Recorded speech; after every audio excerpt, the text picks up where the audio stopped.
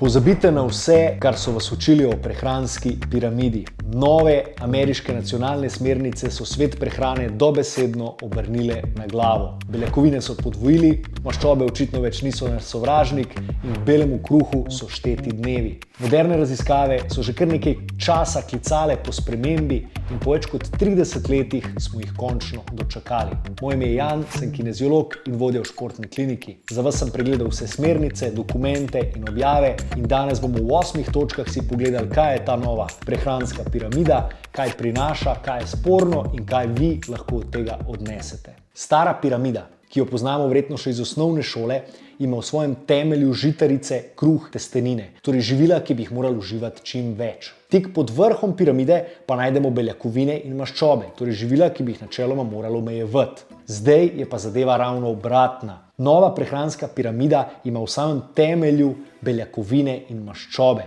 Stare smernice, oziroma obstoječe smernice v Evropi priporočajo vnos beljakovin med 0,8 in 1,2 grama beljakovin na kilogram telesne teže na dan. Nove smernice, ameriške smernice, so pa kar za 50% višje, torej ciljni razpon je med 1,2 in 1,6 grama beljakovin. Jaz sam že kar nekaj časa govorim o pomembnosti beljakovin in morda je 0,8 gramov dovolj, da ne zbolite, ampak nikakor ni dovolj za neko optimalno zdravje. Priporoča se tako rastlinske kot živalske vire beljakovin, predvsem zrezke, torej meso, jajca in pa polnomastne mlečne izdelke. In ja, očitno so polnomastna živila priporočljiva. Smernice spodbujajo k uživanju mastnega mleka, masla, sira in podobnih produktov, kar lahko tudi v prehranski piramidi vidimo. Istočasno pa omejujejo nasičene maščobe, torej maščobe, ki jih večinoma najdemo v živalskih virih, na ne več kot 10% vseh kalorij, ki jih v dnevu užijemo.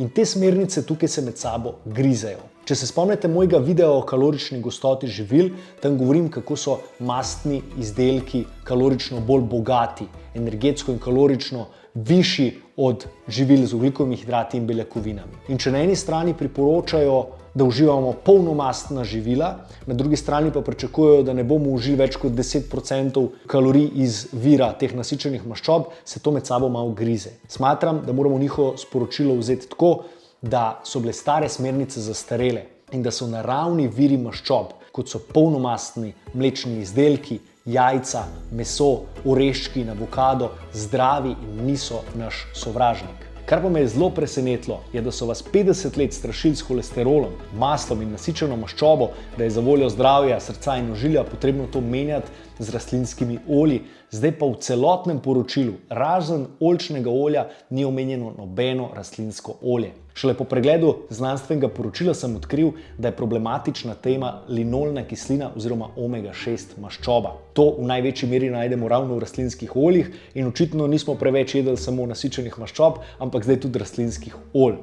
Ta stara dogma, da moramo menjati torej maslo z rastlinskimi oljmi, ni bila tako trdno podprta s kliničnimi izidi, kot se je desetletja govorilo. Nove smernice za maščobo torej so, da moramo uživati cela živila, kot so oreščke, avokado, moramo uživati oljčno olje in tako kot smo rekli, nasičene maščobe oziroma živalske maščobe v omejenih količinah. Nasičena maščoba tako ni več številka 1 sovražnik v naši prehrani.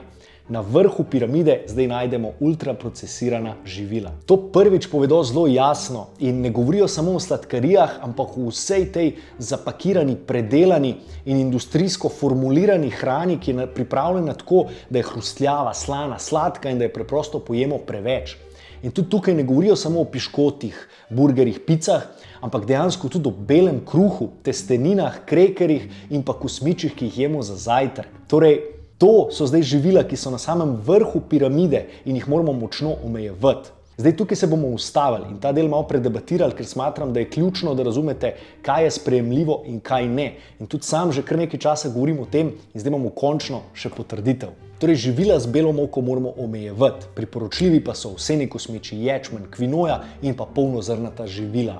Ampak kaj so zares polnozrnata živila? Opozarjajo na to, da je veliko živil, ki so samo obarvana. In kot normo, da vemo, da je živilo polnozrnato, so napisali, da mora imeti na 8 gramov ogljikovih hidratov vsaj 1 gram vlaknin. Nažalost pa tudi to ni dovolj. Spremljati moramo tudi glikemični indeks. To, kar smo mi že v našem blogu že pisali in vas vabim k branju. Se pravi, glikemični indeks je odziv našega telesa, ko mi pojemo neko živilo z ogljikovimi hidrati, kako hitro se dvigne krvni sladkor. In moka, ne glede na to, je bela ali polnozrnata, bolj kot jo mehansko obdelamo, zmeljamo, hitreje se bo dvignil krvni sladkor. Ker s tem, ko jo mehansko obdelamo, naši prebavi naredimo potuho in hitreje in lažje to prebavi in hitreje pride do te energije. Se pravi, polnozrnat kruh je priporočljiv, ampak moramo zbrati tistega, ki ni tak puhast, ampak tisti, ki je bolj kompakten, ker potem vemo, da moka ni bila tako mehansko obdelana. Zdaj, ko smo pri glikemičnem indeksu, si pa poglejmo še pravila o sladkorju. Namreč to so močno zaostrili. Odrasle osebe naj ne bi uživale več kot 10 gramov sladkorja na obrok. To sta samo 2 čajni žlički. Tudi pri otrocih so zadeve spremenili in včasih je veljalo priporočilo, da otrokom do 2 let ne smemo dajati sladkorja, zdaj so pa to normo dvignili do 10 let. Se pravi, otroci do 10. leta naj ne bi jedli sladkorja. Spremenili so tudi mnenje o sladilih, oziroma ne rečejo, da so sladila nevarna, ne rečejo pa tudi, da so dobra alternativa za sladkor. In že samo dejstvo, da o tem več ne govorijo, nam pove zadosti. Zdaj pa mislim, da je čas, da si pogledamo, kaj vse skupaj pomeni in zakaj tak obrat v smernicah. Debelost je pandemija, ki ni zajela samo Ameriko, ampak cel moderni svet. 90% Američanov ima vsaj en simptom metabolnega sindroma. In to je posledica tega, da je industrija v zadnjih desetletjih močno spremenila hrano. Hrana je hrustljava, sladka, slana in se je preprosto nemogoče upreti. Zato je čas, da nehamo kazati s prstom na maščobe, na ogljikove hidrate in na splošno makrohranila, ker težava ni v njih, ampak v teh ultraprocesiranih živilih. Res so te smernice pisane samo za Američane zaenkrat, ampak se je treba zavedati, da situacija pri nas ni nič drugačna in kar 60% odraslih v Sloveniji ima težave s prekomerno telesno težo ali debelostjo. Zato ne čakajte, da smernice spremenijo tudi pri nas, ampak mogoče odneste kaj pametnega, kakšen praktičen nasvet in naredite spremembo v prehrani. Vabim vas, da si pogledate še druge videe v našem YouTube kanalu, ker damo veliko praktičnih nasvetov in se vidimo tam.